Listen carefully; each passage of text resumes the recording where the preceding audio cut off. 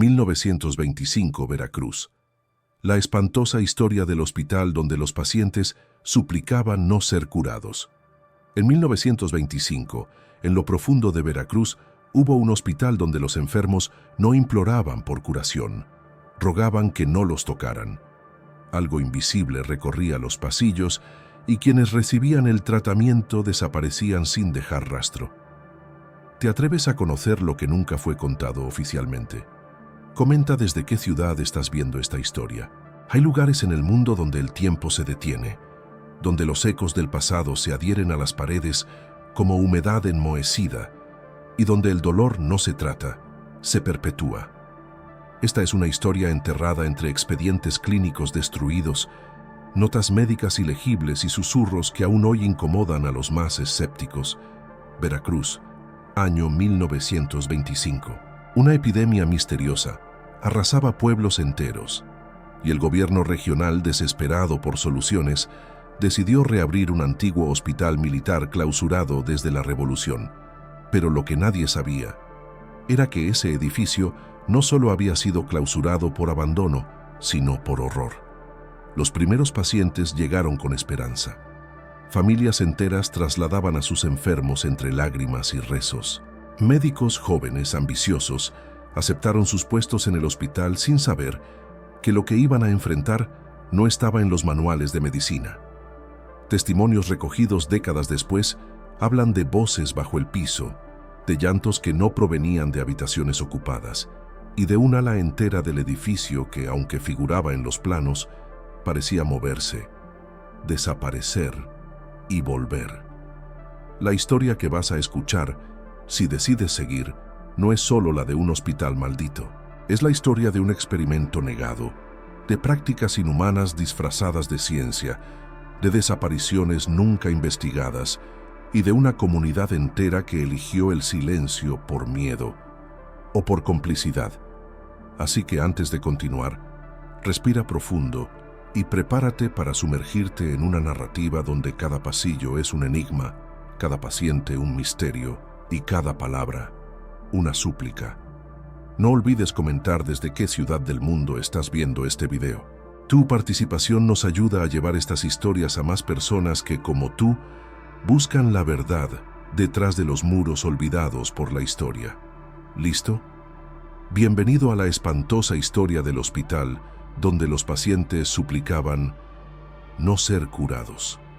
El hospital se alzaba como una mancha de piedra entre los árboles húmedos del trópico. Nadie sabía exactamente cuándo había sido construido. Algunos decían que fue durante el Porfiriato, otros que había sido un antiguo convento reconvertido durante la Revolución.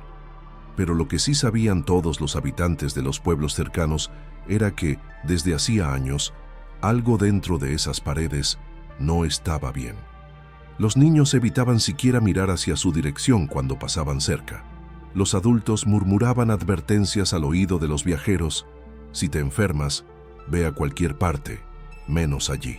Lo curioso es que el hospital ofrecía atención gratuita, médicos bien vestidos, enfermeras disciplinadas y todo el instrumental moderno para la época. ¿Por qué entonces nadie quería ingresar? Una carta encontrada décadas después, firmada por un joven interno llamado Esteban Mendoza, puede ser la clave para entenderlo. En su puño y letra temblorosa relataba: algo pasa con los pacientes. No tienen enfermedades mortales, pero después de unos días aquí, sus ojos se apagan. No es la fiebre, no es la infección, es algo más. He escuchado oraciones en lenguas extrañas por la noche, y lo más inquietante, he visto a algunos doctores hablar con personas que nadie más ve. Esteban fue uno de los primeros en denunciar extraoficialmente lo que él llamaba el otro tratamiento. Según su relato, había una sección del hospital donde los pacientes no eran llevados para curación, sino para otra cosa. Un ala sin ventanas, con puertas que chirriaban como si quisieran avisar que nadie debía entrar. Un día, un campesino llamado Julio fue ingresado por una herida simple en la pierna. Estaba bien, comía, hablaba, hacía bromas.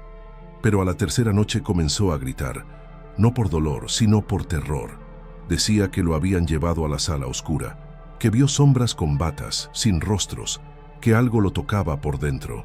Los otros pacientes escuchaban sus gritos, pero el personal no intervenía. Solo al amanecer una enfermera lo encontró muerto, sin señales visibles de violencia. Sus ojos, sin embargo, estaban completamente negros. Después de ese episodio, Esteban desapareció. Su carta fue encontrada detrás de una pared falsa en una sala de archivo, muchos años después. Y aunque fue desacreditada por la administración de aquel entonces, marcó el inicio de una cadena de testimonios que cambiarían la percepción del hospital para siempre. Porque lo que parecía ser una institución médica era en realidad una entrada a algo más profundo. Algo que, según dicen algunos antiguos empleados, no fue construido para curar cuerpos, sino para alimentar presencias que habitan el límite entre la vida y la muerte. Y lo peor de todo es que, mientras afuera nadie quería ser tratado allí, adentro nadie lograba salir. Las autoridades locales siempre aseguraron que el hospital contaba con solo 2 pisos y un sótano destinado a almacenamiento. Sin embargo, los relatos recopilados por antiguos empleados y por familiares de pacientes desaparecidos contaban una versión muy diferente. Una versión que hablaba de pisos ocultos, puertas que aparecían y desaparecían, y corredores que no llevaban a ninguna parte, salvo al olvido. La historia más impactante surgió en 1925, cuando un periodista de Xalapa llamado Tomás Herrera decidió investigar por su cuenta los rumores. Había recibido una carta anónima, sellada con sangre según su testimonio, que decía: «Busque la habitación 217, no está en ningún registro. Nadie admitirá su existencia, pero si la encuentra, entenderá por qué los pacientes no quieren ser curados». Intrigado, Tomás conseguiu que o deixassem passar uma noite dentro do hospital, fingindo ser um paciente com febre amarela leve. Sua intenção era simples: fingir repouso, mas explorar os corredores durante a madrugada. E assim o fez.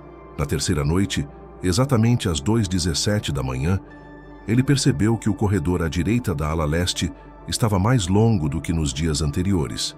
As luzes oscilavam.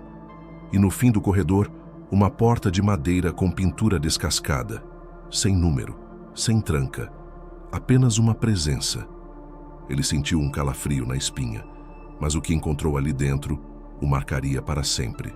Segundo as anotações de seu diário, que foi encontrado escondido sob as tábuas de seu antigo apartamento, a porta levava a uma sala completamente alheia à arquitetura do hospital. As paredes eram feitas de pedra escura, úmida. No centro, uma mesa de operações coberta por uma lona preta. E ao redor, 12 cadeiras dispostas em círculo, todas viradas para dentro, como se alguém ou algo estivesse sendo observado por entidades invisíveis. Tomás relatou ter ouvido vozes, sussurros em línguas antigas. Um som como um coral invertido, entoando uma melodia de outro mundo. E então, quando se aproximou da mesa, a lona se moveu sozinha. O que havia debaixo dela nunca foi descrito. A única frase legível no diário, escrita em letras tremidas, dizia: «Não era humano, e sin embargo, me mirou com mis próprios olhos». Na manhã seguinte, Tomás foi encontrado deitado no corredor, com convulsões e espuma na boca. Nunca mais falou. Foi internado em um manicômio de Veracruz, onde viveu até 1953. Seus últimos desenhos retratavam a mesma figura, uma cadeira vazia, cercada por sombras com rostos distorcidos, e uma porta entreaberta, de onde saía um braço humano com os dedos voltados ao contrário. A partir desse incidente, funcionários começaram a relatar a aparição da habitação 217 em noites de lua cheia. Pacientes contavam ter ouvido passos vindo de corredores que não existiam de dia. E os arquivos internos mostraram um dado aterrador. Mais de 30 pacientes simplesmente desapareceram no hospital entre os anos de 1921 e 1926. Nenhum registro de alta, nenhuma transferência, nenhum corpo. As famílias jamais obtiveram respostas. E os que ousavam protestar recebiam cartas ameaçadoras dizendo que deveriam aceitar a vontade médica, uma expressão usada apenas dentro do hospital, e que ninguém nunca soube explicar com clareza. Era como se o prédio tivesse vontade própria. como se o hospital soubesse quem iria resistir e os conduzisse até onde a medicina não alcança. E a cada noite, enquanto os sinos da igreja próxima tocavam às 3 da manhã, os moradores do bairro afirmavam ver uma janela do terceiro andar se iluminar. O problema é que o hospital só tinha 2 andares, los pacientes, que rogaban por su dolor. Mientras los rumores sobre la habitación 217 se expandían entre susurros por las calles de Veracruz, un fenómeno aún más inquietante comenzó a llamar la atención de los pocos enfermeros que todavía conservaban su sentido común dentro del hospital. Los pacientes suplicaban no ser tratados, y no se trataba de una metáfora, ni de superstición. Era un hecho real, repetido con tanta frecuencia que algunos médicos comenzaron a ocultar los expedientes para que no llegaran a oídos de la prensa. Uno de los primeros casos documentados fue el de Ignacio Gómez, un joven de 27 años ingresado por una fuerte neumonía. En la segunda noche de hospitalización, arrancó el suero de su brazo y con la voz entrecortada gritó: «No me curen, déjenme morir afuera. Aquí dentro, algo se lleva el alma cuando ya no hay fiebre». Los enfermeros pensaron que deliraba por la fiebre alta, pero al revisar su expediente, notaron algo extraño. Su temperatura había bajado a niveles normales desde hacía 12 horas. Ignacio, de hecho, ya no estaba enfermo, pero su rostro mostraba un terror que solo puede venir de alguien que ha visto algo que desafía la razón. Esa misma noche, intentó escapar por la ventana del segundo piso. Cayó y se fracturó la pierna, lo que le obligó a quedarse más tiempo. 2 semanas después, su cama amaneció vacía. El personal aseguró que había sido dado de alta. Su familia jamás lo volvió a ver, y no fue un caso aislado. Carmen Villalobos, de 63 años, llegó por un fuerte dolor abdominal. Fue atendida, medicada, y al segundo día se negó a seguir recibiendo tratamiento. Apretando un crucifijo contra el pecho, dijo con lágrimas en los ojos: «Yo escuché cómo se los llevaban. Los que sanan no salen caminando, salen en silencio, con los ojos abiertos pero vacíos. Por favor, déjenme enferma. Aquí, el dolor es la única protección». Estas palabras fueron registradas por una joven enfermera, Mariela, quien al leerlas después comenzó a investigar los patrones. Descubrió que en los últimos 3 meses, 17 pacientes dados de alta jamás fueron recogidos por sus familiares. Los números eran claros, pero las explicaciones, un enigma. Y fue entonces cuando otro detalle siniestro surgió. Las autopsias desaparecían. Cada vez que alguien fallecía dentro del hospital, el informe médico era sumamente escueto: fallecimiento por causas naturales, aunque algunos presentaban rostros deformados por el espanto, como si hubiesen visto algo antes de morir. Las enfermeras más antiguas decían que los pacientes, justo antes de su recuperación total, eran trasladados a una ala que no aparecía en los planos. Aquellos que regresaban, si es que lo hacían, ya no hablaban. Solo miraban el techo o las paredes, como si escucharan algo que los demás no podían oír. Fue Mariela quien confesó a su confesor que creía que algo más se estaba alimentando del dolor ajeno, que el hospital no sanaba, sacrificaba, y que los médicos más antiguos, aquellos que llevaban décadas en el lugar, tenían una mirada vacía, casi artificial, como si ellos también hubieran sido dados de alta de su humanidad. Un sacerdote fue llamado para bendecir las instalaciones. Apenas entró en el hospital, vomitó sangre. Murió una semana después de forma inexplicable. En su último suspiro, solo murmuró una palabra: rendición. Fue entonces cuando Mariela comprendió por qué los pacientes suplicaban no ser curados. Porque dentro de esas paredes, la salud era la verdadera condena. Y mientras escribía todo eso en su diario, notó que la luz del pasillo parpadeaba. Al abrir la puerta de su sala, vio una figura vestida de médico, con bata blanca, pero sin rostro, y detrás de él, la puerta sin número, esperando. Después de aquella noche en que Mariela vio la figura sin rostro cruzar el pasillo y detenerse frente a la puerta sin número, todo cambió. Ya no era solo el miedo de los pacientes lo que contaminaba el aire, sino una sensación mucho más profunda, como si el hospital entero respirara, como si la estructura de concreto y hierro tuviera una conciencia oculta y milenaria. Pero lo más inquietante fue que al día siguiente, Mariela encontró algo en su casillero que nunca antes había visto: un expediente viejo, ennegrecido por los años, sin nombre, sin fecha, solo con una letra M en la portada. No tenía idea de quién lo había dejado allí. Cuando lo abrió, descubrió que las páginas estaban escritas a mano, con una caligrafía antigua, desordenada, como si el autor hubiera estado temblando o bajo el efecto de alguna fuerza sobrenatural. Y lo que leyó no se parecía a ningún informe médico convencional. El documento relataba una serie de eventos ocurridos en el año 1897, mucho antes de que el hospital fuera oficialmente inaugurado.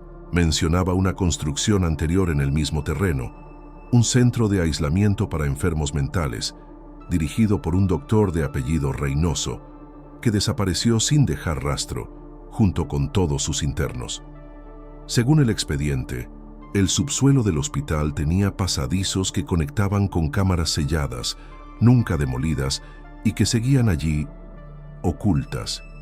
El informe describía rituales médicos que no se basaban en ciencia, sino en una mezcla de brujería, hipnosis y manipulación del alma.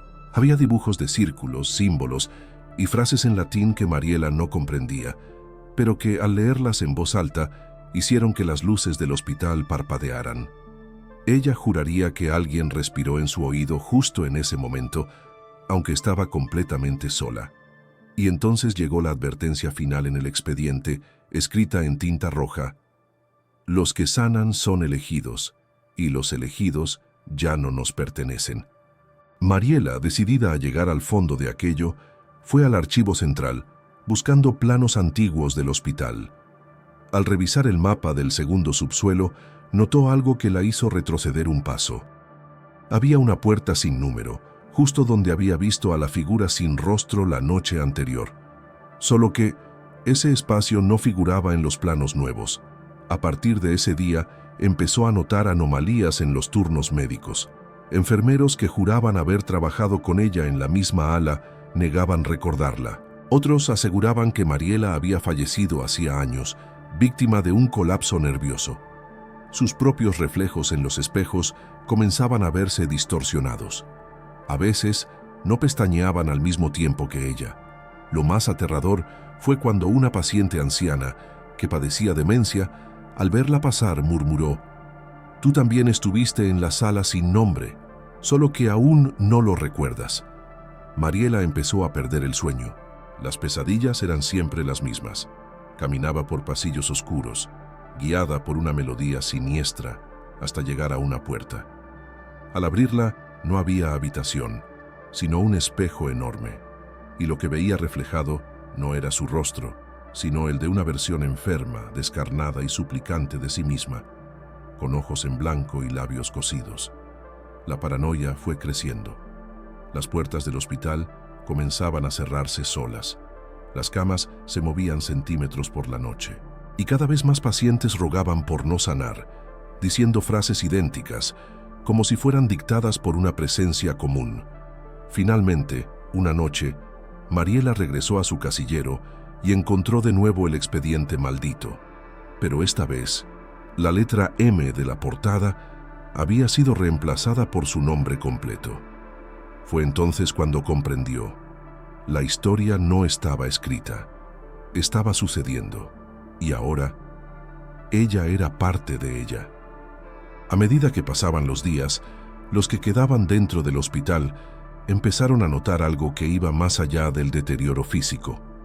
Aquellos que intentaban salir por voluntad propia, pacientes o personal, se encontraban con obstáculos insólitos: puertas que no se abrían, pasillos que cambiaban de dirección, sombras que parecían seguirlos, reflejos en los vidrios que no correspondían a los suyos. No se trataba de un simple edificio con historia. El lugar tenía voluntad propia.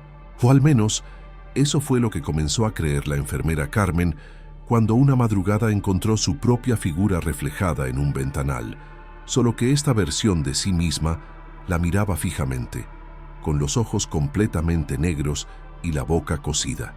Fue entonces cuando varios pacientes empezaron a suplicar no solo por cura, sino por liberación espiritual. Algunos gritaban en medio de la noche: «No me toquen más, déjenme morir en paz». Otros imploraban a familiares que los sacaran del hospital, asegurando que lo que estaba dentro no quería que se curaran, sino que se quedaran para siempre. Una noche, una paciente anciana llamada Ofelia, quien había ingresado por una neumonía leve, fue encontrada de rodillas en la capilla del hospital. Estaba descalza, cubierta por un sudario blanco que no pertenecía al lugar. Repetía en voz baja un salmo que nadie le había enseñado: «El que habita al abrigo del Altísimo morará bajo la sombra del Omnipotente». Salmo 91:1. Al ser interrogada por el capellán del hospital, ella murmuró: «Él me mostró la puerta, pero dijo que todavía no era mi hora. La sombra no me deja ir». Pero no fue solo Ofelia. Un patrón empezó a emerger. Los pacientes que oraban o recitaban pasajes bíblicos sufrían episodios intensos de alucinaciones, taquicardias inexplicables y, en algunos casos, parálisis. El doctor Morales, que aún resistía las sugerencias del párroco sobre un posible mal espiritual en el hospital, comenzó a documentar cada caso.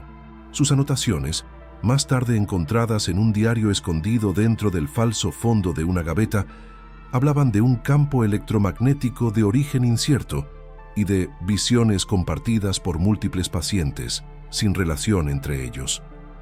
Una noche de tormenta, sin embargo, el doctor se rindió. Lo encontraron en el archivo médico llorando, con las manos cubiertas de sangre, pero no era suya. Había intentado autopsiar el cadáver de un paciente que nunca existió. Su nombre no figuraba en ninguna hoja de ingreso, ni en registros ni en testimonios del personal.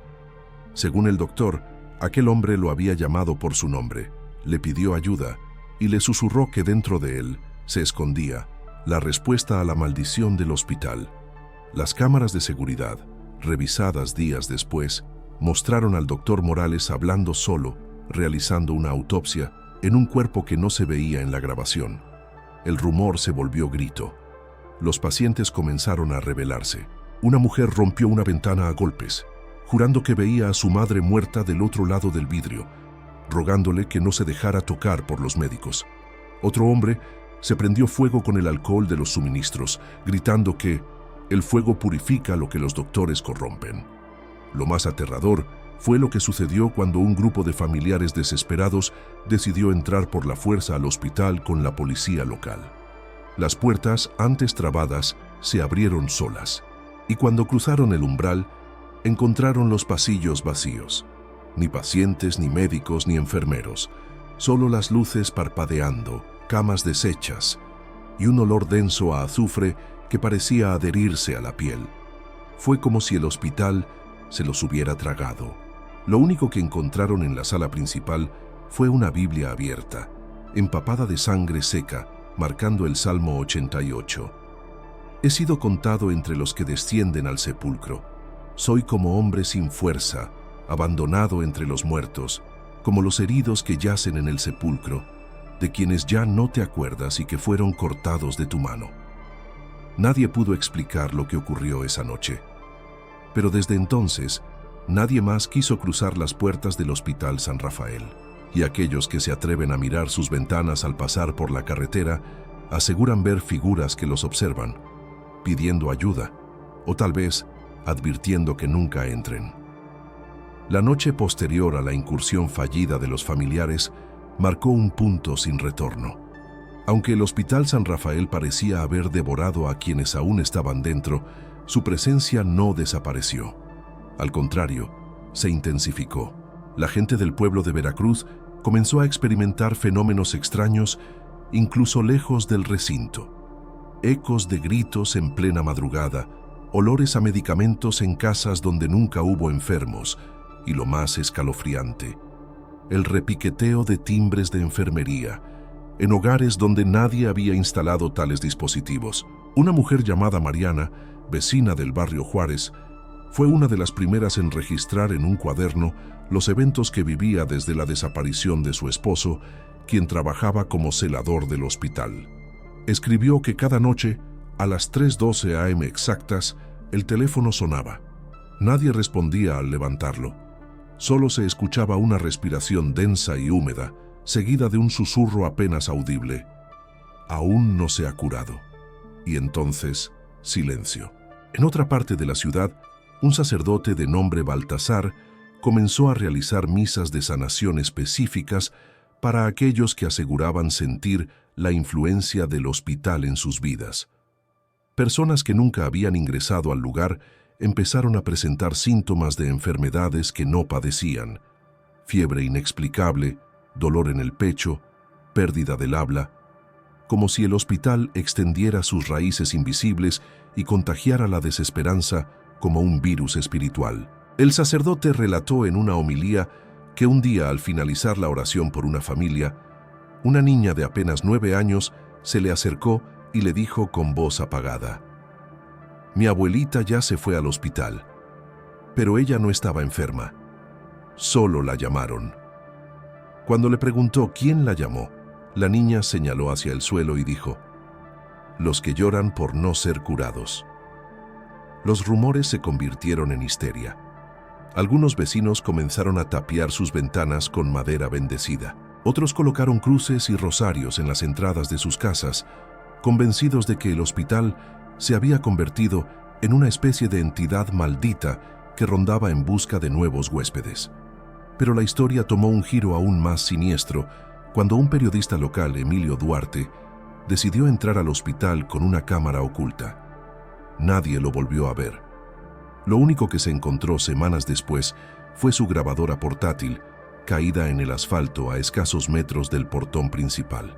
La cinta solo contenía 27 segundos de grabación, pasos rápidos, un jadeo entrecortado, la frase «No están muertos, están esperando». Y finalmente, una risa infantil que se transformó en un grito adulto de agonía. Aquello desató un cierre oficial del perímetro. Las autoridades instalaron un cerco metálico alrededor del hospital y prohibieron el paso, alegando riesgo estructural. Pero los vecinos sabían que era algo más. Era miedo. Un terror que ni la ciencia ni la religión podían contener. Hoy en día, el Hospital San Rafael permanece en pie, cubierto de maleza, su fachada roída por la humedad y las grietas. Pero si pasas por la calle Hidalgo justo después de la medianoche, es posible que veas luces encenderse en el tercer piso, donde estaba la sala de tratamientos intensivos. Y si te detienes por unos segundos, tal vez escuches lo mismo que muchos han asegurado oír: «Por favor, no me curen, déjenme ir». Y si decides ignorar ese lamento y continuar caminando, solo asegúrate de no mirar hacia atrás, porque dicen que algunos lo han hecho y han visto una hilera de pacientes, inmóviles, observando desde las ventanas rotas, esperando su turno, o tal vez esperándote a ti. Pasaron los años, pasaron las décadas. Veracruz creció, se modernizó, nuevas generaciones nacieron sin conocer la historia del Hospital San Rafael, pero el tiempo no siempre borra los horrores. A veces, solo los entierra más profundo, como raíces que se expanden en la oscuridad, esperando el momento adecuado para brotar. En 1987, un grupo de inversionistas compró los terrenos donde se encontraba el viejo hospital, con la intención de construir un centro comercial. Las demoliciones comenzaron una mañana clara de julio, pero no duraron ni 2 semanas. Los obreros se negaron a continuar. Afirmaron que sus herramientas desaparecían, que encontraban sus cascos llenos de sangre al amanecer, y lo peor, uno de ellos fue hallado en estado de shock, murmurando sin cesar: «Los pacientes no quieren irse, no quieren ser curados». Los planos del centro comercial fueron abandonados. El lugar quedó nuevamente cerrado, en ruinas, olvidado por las autoridades, pero no por quienes sienten, no por quienes sueñan. Porque si uno se acerca lo suficiente, en ciertas noches, especialmente aquellas en que la humedad cubre el suelo como un velo fúnebre, es posible ver sombras moviéndose dentro del edificio, aunque las ventanas estén tapiadas. Se escuchan ruedas chirriando como camillas siendo empujadas, voces susurrando oraciones incompletas, llantos, súplicas y un canto apagado que parece repetirse como un mantra. No quiero sanarme, no me quiten esto, no me hagan volver.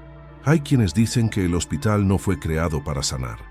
Dicen que fue una puerta y que el verdadero tratamiento no era corporal, sino espiritual, que allí se curaba el alma o se la destruía para siempre, que una vez dentro nadie volvía a ser el mismo, incluso si salía caminando, que los que suplicaban no ser curados ya habían visto lo que había detrás del velo de este mundo y que preferían la enfermedad a tener que vivir como a verdade. Quizás y solo quizás esta historia no termine aquí, porque ¿y si te dijera que en una zona rural de Veracruz los residentes aún escuchan campanas de hospital, que han comenzado a aparecer informes de una clínica improvisada donde no hay personal, pero sí pacientes? ¿Y si te dijera que en los registros antiguos del hospital hay un nombre que coincide con el de alguien que vive hoy, pero que nació después de que el hospital cerrara? ¿Qué pasaría si esta historia te estuviera eligiendo a ti? Comenta abajo de qué ciudad estás viendo esta historia, porque há mais pessoas como você que sentem que algo não está certo, que certas memórias não pertencem a elas, que têm sonhos com salas frias, camas de ferro e uma voz que sussurra em espanhol: Bienvenido de nuevo, paciente 313. Si te gustan las historias que casi nadie se atreve a contar, suscríbete ahora al canal, activa las notificaciones y únete a miles que, como tú, creen que la verdad puede estar oculta entre ruinas, en archivos olvidados o en las paredes de un hospital donde ser curado era lo peor que podía suceder.